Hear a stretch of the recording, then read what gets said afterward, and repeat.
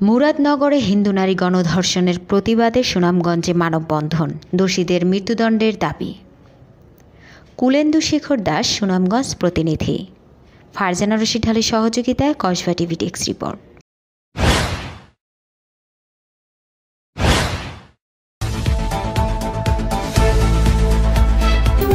Kasba TV, হৃদয়ে বাংলা।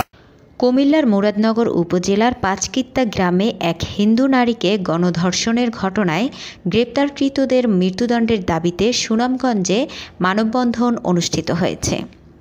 সোমবার বিকেল ৫টায় সুনামগঞ্জ শহরের আলতাফউদ্দিন স্কোয়ারে মানববন্ধনের আয়োজন করে আন্তর্জাতিক কৃষ্ণ অনুরাগী জাগ্রত যুব সংঘ। এতে সুনামগঞ্জ সহ আশপাশ জেলার হিন্দু সম্প্রদায়ের বিভিন্ন সংগঠনের নেতৃবৃন্দ অংশ নেন। মানববন্ধনে বক্তারা বলেন, ধর্ষণের মতো জঘন্য অপরাধের বিচার যেন দৃষ্টান্তমূলক হয়।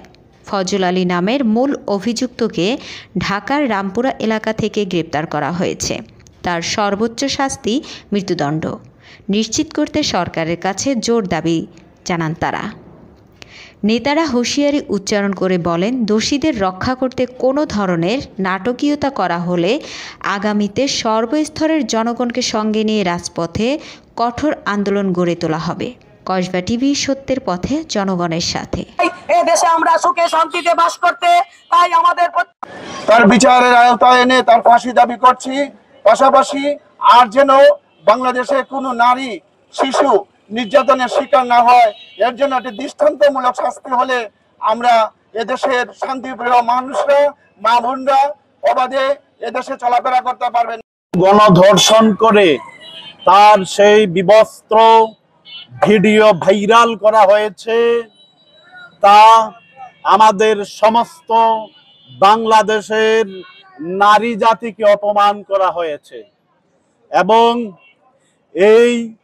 যারা এই ভিডিও ভাইরাল করেছে তাদেরকেও শাস্তির আওতায় আনতে হবে।